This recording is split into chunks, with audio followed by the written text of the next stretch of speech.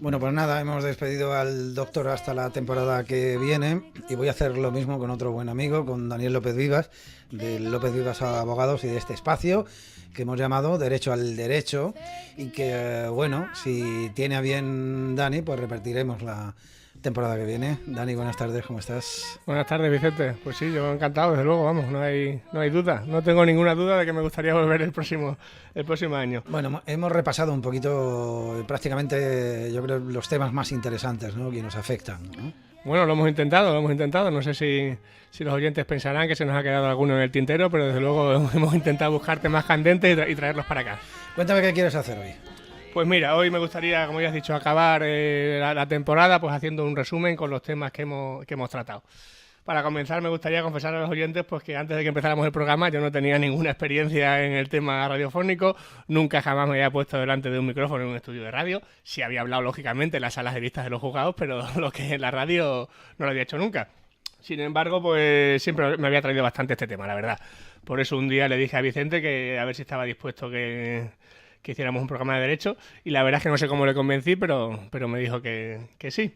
Siempre hemos intentado, pues puesto que el derecho, si bien nos afecta a todos en cualquier momento de nuestra vida, suele ser muy engorroso, hemos intentado pues eso, hacer la explicación de los temas de la manera más amena posible y de una forma que no se haga pesada. Para los que nos han escuchado todas las semanas sabrán que este programa, Derecho al Derecho, pues tiene tres ramas bien diferenciadas. En una de ellas, Vicente y yo tratamos en profundidad un tema que le pueda interesar a los oyentes, como por ejemplo temas que hayamos tratado este año, han sido el juicio monitorio para la reclamación de deudas, la reforma del Código Penal, que entre otras novedades ya hablábamos de que traía la inclusión de la prisión permanente revisable, que es una especie de cadena perpetua. También hablamos durante varios programas del divorcio y de cuestiones relacionadas con esa figura, como la pensión compensatoria, custodia compartida y demás. También de los interdictos de obra nueva. Luego también hemos hablado en 2 ocasiones del sistema electoral que tenemos aquí en España. Cada una de esas 2 ocasiones, justo antes de cada una de las elecciones que hemos tenido en los últimos 6 meses. Que, por cierto, ya que hablamos del tema, el CIS y las empresas de encuesta, madre mía, cómo han triunfado con los resultados. No han dado ni una. Mentimos más que corremos, los españoles. Yo no sé qué dice la gente cuando lo llaman por teléfono, pero desde luego no han dado ni una. También hablamos en otro programa de en qué consiste el Senado, que yo me he atrevido a llamar el cementerio de elefantes, puesto que el domingo pasado todos vimos esa papeleta color salmón en los colegios electorales, pero no mucha gente sabe exactamente cuáles son las atribuciones del Senado, por lo que dedicamos un programa a explicarlo. Hace unos meses también hablamos, por ejemplo, del impuesto de sucesiones aquí en Extremadura a raíz de una reforma que había tenido, puesto que era un marco legal muy apropiado para dar las herencias en vida.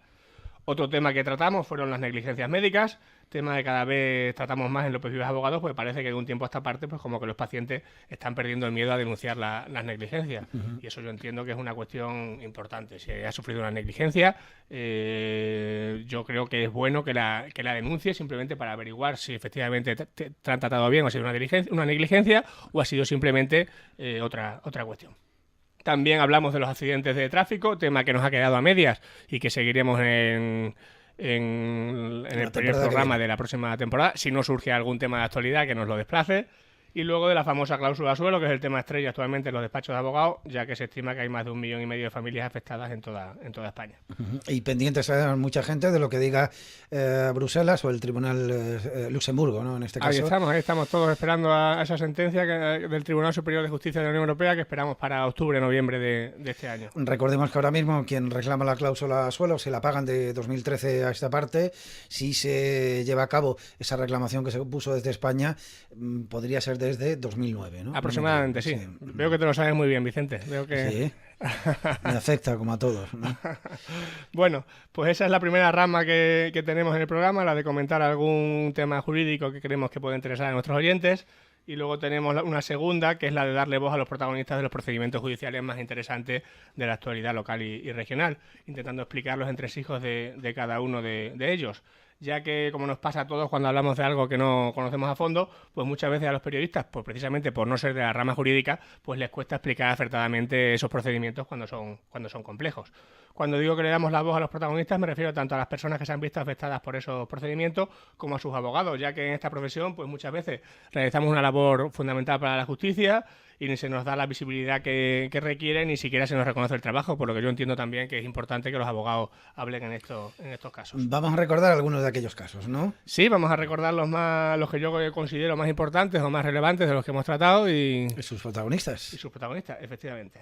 Mira, esta segunda vertiente, ya digo, la de actualidad, la comenzamos con una entrevista al abogado del Hotel Albarragena, Enrique Navarro, que como consecuencia de las obras que la Fundación Elga de Alvear está haciendo para ampliar su museo, todavía siguen esas obras en la calle Pizarro, pues le causó daños en el hotel, por lo que presentaron un procedimiento judicial llamado como interdicto de obra nueva. Lo escuchamos. Pues vamos a ver, los problemas son principalmente de ruidos y molestias por las obras, que ellos entienden que es algo normal. Sí, se ha intentado hablar con la constructora que está haciendo las obras y con la fundación, pero parece ser que no han entrado en razón.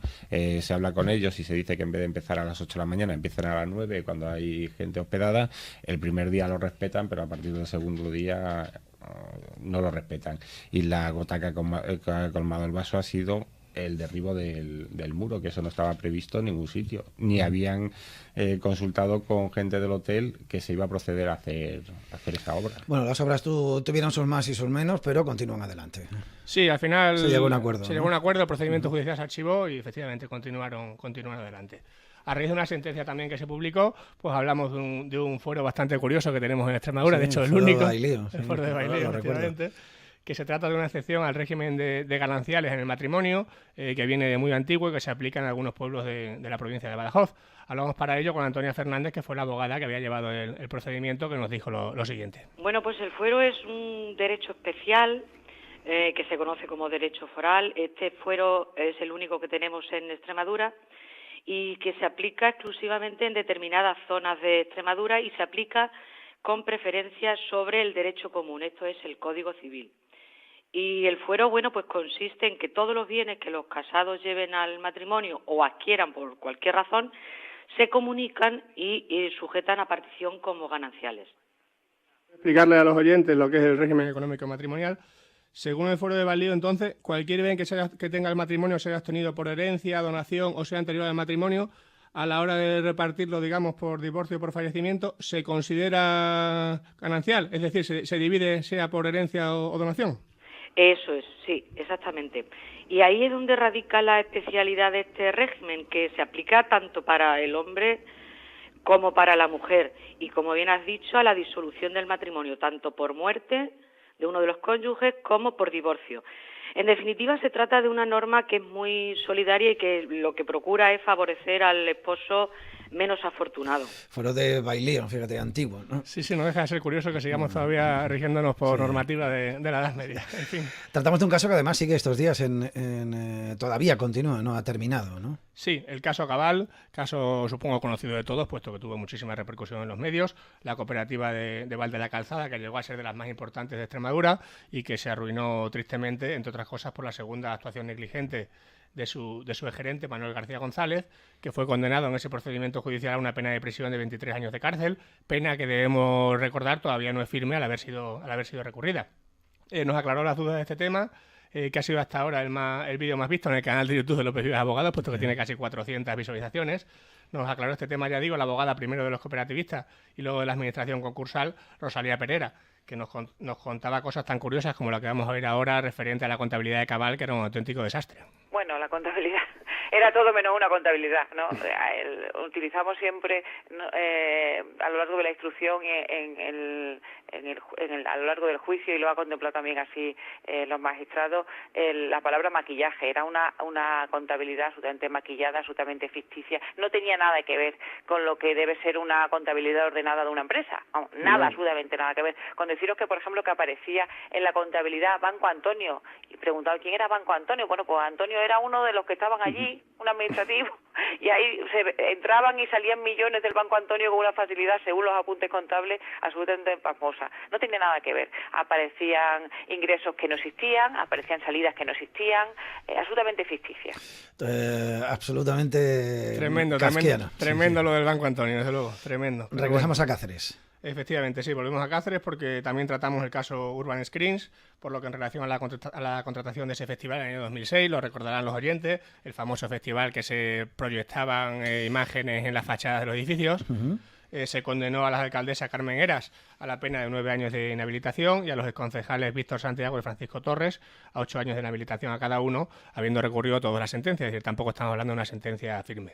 Para que nos aclarara este tema, hablamos con Francisco Elías, el abogado de los 2 concejales condenados, que nos decía lo siguiente. Yo lo que sí sé es que ir a la Fiscalía se hizo mal, porque quien acude a la Fiscalía, que es el secretario accidental de entonces, conoce perfectamente, porque ha hecho el expediente de pago de estas actuaciones, quiénes son las personas que están involucradas, y no las cita a todas, cita solamente a uno. Y no cuenta todo, cuenta solamente lo que cuenta. Y a partir de ahí se pone la pelota en funcionamiento contra Víctor Santiago. Vamos a ir más allá, de acuerdo. Hay publicidad y concurrencia, pero en este caso concreto, la publicidad y concurrencia solo es necesaria a partir de los 18.000 euros, cosa que no se daba. Y segundo, estamos hablando de un espectáculo muy específico. O sea, si ustedes recuerdan cuando se iluminaron el chalet y la preciosa sangre y tal, era un espectáculo de luz y sonido que en aquel momento no se hacía. Es que lo han hecho en París el otro día, o sea, sí, es verdad, es que estamos hablando de hace 6 años. Fue una cosa espectacular. Sí, es que abrimos el telediario, fue espectacular, pero es que además fue novedoso, o sea, no se hacía. Bueno, pues el caso está todavía ahí, como tú has dicho, porque está recorrido, ¿no? En fin, y también hemos tratado temas que parecen de la prensa rosa. Pues sí, efectivamente, pero es que me resultó muy curioso este tema, pues salió en prensa a nivel nacional. Y la verdad es que yo creo que merecía la pena tratarlo. Se trataba de la reclamación de una chica de Badajoz, que inicialmente era hija legítima del condado de Casa Ayala, ¿de acuerdo?, del título nobiliario, siéndole denegado ese título nobiliario por el Tribunal Supremo después de haberlo peleado ya en 2 instancias anteriores. Yo entiendo por eso digo que es un tema bastante curioso que merecía la pena tratar. Entrevistamos a Rafael Gil, a su abogado, que nos lo explicaba de la siguiente forma. ¿Estamos aplicando una norma del siglo XVIII en el siglo XXI? Efectivamente.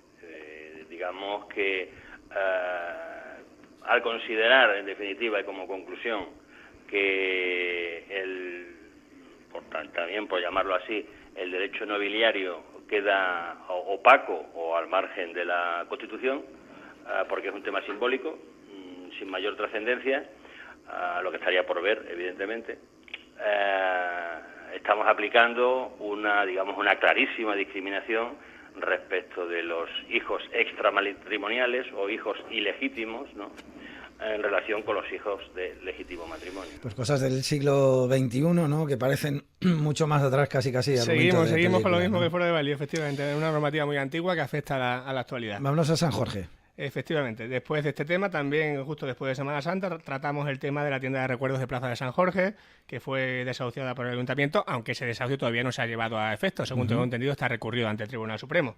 La tendera, que vino con su abogado Antonio Rubio, también nos daba su visión del tema. A mí desde que me comunicaron en septiembre del 2014 que tenía que abandonar los locales, nadie, pero absolutamente nadie, se ha puesto en contacto conmigo. ¿Notificaciones que te han llegado como a través de la policía o...? Sí, es decir, a mí me vinieron a entregar lo que se dice que tendría que abandonar el desalojo. El desalojo. Y bueno, pues pasas un momento, una buena situación de estrés, porque me parece, penoso que esta señora se congratule de que recupera un bien público para cedérselo a una fundación sin ánimo de lucro que va a explotar una serie de locales. Y en el mismo día que sale la sentencia, en la misma plana del periódico, salga mi sentencia y la Fundación Mercedes Calle done 10.000 euros a 3 organismos para ayudar. Es decir, ¿cómo se mide que a una persona la eche, la despojen de su medio de vida y a otros ayude? Bueno, pues esta empresaria, que además ha granjeado muchos enemigos, o por lo menos ha perdido muchas amistades que tenía después de lo que hizo en el Festival de Teatro Clásico de Cáceres. Bueno, pues el día que se estrenaba, poner la tele, creo que era con Perdidos o con alguna serie así, y entonces la gente empezó, en fin, cosas que no se deben hacer. Porque además yo, que soy fanático de ese festival, sé que cualquier ruido que se oiga, aunque sea a 300 metros de la Plaza de San Jorge, se escucha perfectamente y te fastidia la función. Es así. Bueno, luego hemos hemos hablado de un caso que tiene que ver con muchos trabajadores, además unos pocos, de estas cosas que estamos viendo ahora con la crisis que nos parecen inauditas, ¿no? Además. Pues sí, es que es totalmente inaudito, es que tienes totalmente toda la razón, vamos. Es el caso Monmonja que llevamos en López Vivas Abogados y por el que varios trabajadores, entre 30 y 40 en toda España tenemos más o menos estimados, que trabajaban para una empresa de cursos de formación, tras tenerle mes o mes y medio, depende del caso, pero la mayoría de los casos suele ser ese tiempo trabajando en la empresa, los despedía sin cobrarle ni un solo céntimo, ni por salario, ni indemnización por despido, ni siquiera muchos de ellos le daban la carta de despido para que pidieran la prestación por desempleo, nada de nada. De hecho, cosas de internet, que los vídeos del programa estén colgados en YouTube, pues ha permitido que los afectados se hayan juntado alrededor de mi despacho y hayamos presentado una acción judicial por este tema. Vamos a escuchar lo que nos decían los trabajadores afectados. Vosotros al mes y medio no es que no sigáis trabajando, es que os despiden directamente, ¿o? Sí, totalmente. Despide. Yo a día de hoy todavía no he recibido carta de despido, ni certificación de empresa, ni ¿Y nada. entonces cómo te despiden? Nos despiden con un WhatsApp. A unos con un WhatsApp, a mí personalmente con un mail. Ya. Sí. Un WhatsApp, se está poniendo de moda, ser fuerte, ¿no? Sí, no. Bueno. ¿Tú has comprobado en casos que hayas llevado tú que efectivamente esta empresa, como nos ha insinuado Anselmo, le cobraba a los clientes todo el crédito de formación, aunque no tuvieran contratado importe por todo ese crédito? Sí, yo tengo 2 clientes a los que se les envió una factura a la asesoría con el importe total del crédito que tenían para formación, simplemente con haber hecho un curso. Un curso son 420 euros lo que se les cobra, que ellos lo pagan con el crédito que tienen, después bonificándose los seguros sociales, y se les envió el importe total. Una tenía más de 800 euros y la otra 1.131, creo recordar. Bueno, pues nada, dinero fácil, dinero de Europa, que hay algunos que creen que, bueno, pues que pueden sacar tajada, y así lo están haciendo, ¿no? Sí, no, de hecho, es un caso que ha llegado hasta la prensa regional en una entrevista contigo y que todavía no está cerrado, ¿no? Que va para largo, por lo que veo, ¿no? Pues esperemos que sea así y que acabe como todos esperamos, que es evitando que gente como esta pueda seguir trabajando en ese sector, que desde luego está súper desprestigiado. Eso bueno, ayer se firmaba el contrato para finalizar las obras del Hospital de Cáceres, este parón, estos recursos entre empresas. ¿Qué me dices? No me lo puedo creer, qué alegría me das. Ayer se firmaba ya directamente con la UTE que lo va a llevar, hablamos de ello también.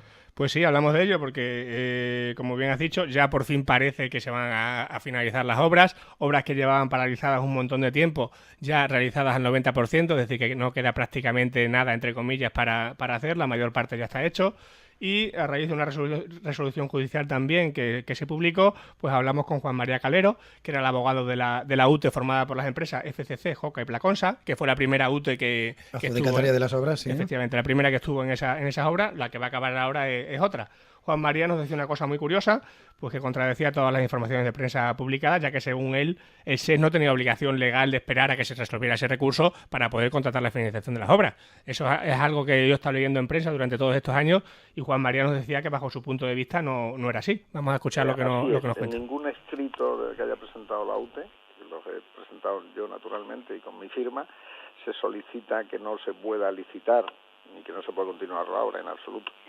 Sería absurdo, por otro lado, aparte de que hay un procedimiento administrativo, que lo tenía en su mano la administración para haber hecho, en fin, lo que hubiera entendido, pero sin ninguna duda había posibilidad de hacerlo sin necesidad de que nosotros pidiéramos nada, ¿no? Que no lo hemos hecho, por cierto. Bueno, pues ayer se firma ese contrato con la UTE nueva, que va a finalizar las obras que empiezan en el mes de julio, que quieren estar finalizadas. El plazo que tiene de ejecución es de 1 año. Esperemos que sea así, porque hace falta ese. A ver si es verdad que se cumple el plazo, porque los ciudadanos ya no nos creemos ninguno de los plazos que se nos dan. A ver si esta vez es la excepción y tenemos hospital dentro de 1 año. Todos estos temas que hemos comentado han sido referidos a la actualidad. Hay un tercer tipo de programa que también estamos haciendo y que está un poquito por explorar todavía, que consiste en entrevistar a profesionales realizados con la justicia, porque hay un desconocimiento generalizado de quiénes son los que intervienen, qué hace cada uno, qué pasa dentro de las oficinas de los juzgados, en fin, todas esas cuestiones. Ya digo que para la próxima temporada intentaremos desarrollarlo más. Empezamos esa tercera vía hablando de mediación familiar con la psicóloga Ángela Ruiz Blanco. Y como ya digo, iremos completando el próximo año trayendo a esos profesionales que están relacionados con la Administración de Justicia. Me gustaría recordar que para todos los oyentes que quieran volver a escuchar estos programas, están en la web de Onda Cero, buscando por la emisora de Cáceres y buscando la fecha. Derecho al Derecho siempre los miércoles, con lo cual es fácil de encontrar. o si quieren buscarlo por tema, en la web lopezvivasabogados.com y en el canal de YouTube de López Vivas Abogados están por cada uno de los temas. Bueno, pues información de utilidad, yo creo. La que tiene que ver con el derecho, que lo vemos tan alejado, porque nos sigue poniendo nervioso acudir a un abogado, tener que meternos a lo mejor en un juicio, en un proceso judicial. Pero bueno, con este acercamiento lo que hemos pretendido es eso, ¿no? Que la gente más o menos conozca, desgranar un poco y que le quite un poco esas dientes del lobo, ¿no? Que muchas veces parece que nos tiene la justicia. Sí, hombre, claro, ya digo que siempre hemos intentado hacerlo de manera amena y amable, porque es verdad que a la gente le da mucho miedo acudir a los abogados y no debería ser así. Para acabar, me gustaría darte las gracias, Vicente, por aceptar este reto que te he propuesto y sobre todo por la total libertad que me has dado para elegir los temas, pues yo considero un lujo total poder venir aquí a hablar de lo que me dé la gana. Y ya digo, me gustaría darte las gracias. A mí el trabajo de abogado me encanta, pero tiene algunas tareas muy monótonas, porque la mayor parte del tiempo o estamos en el despacho picando teclas o mirando papeles, o estamos en el pasillo del juzgado esperando a entrar en las vistas, porque la mayoría de las veces esperamos más tiempo fuera que dentro. Y para mí venir los miércoles aquí, pues siempre me lo he tomado como una aventura semanal y la verdad es que me ha encantado. Por lo que me gustaría darte las gracias por eso. Igualmente, si me permites, Vicente, darle las gracias a los oyentes por haberme soportado todos estos meses con estos temas tan engorrosos y ya digo, espero seguir el próximo año. Pues gracias a ti por preparar los temas, por buscar a los protagonistas, por enseñarnos un poquito más, un poco ese mundo de la judicatura, del mundo del derecho, el mundo de los juzgados, de los despachos de abogados por dentro. Ha sido un placer. Cuando un programa funciona, lo notamos quienes estamos a este lado de la radio. El programa Derecho al Derecho ha funcionado, así que nada, te reto, nos vemos en septiembre. Un abrazo muy fuerte, súper padre, y que disfrutes del verano. Gracias, otro abrazo para ti, Vicente.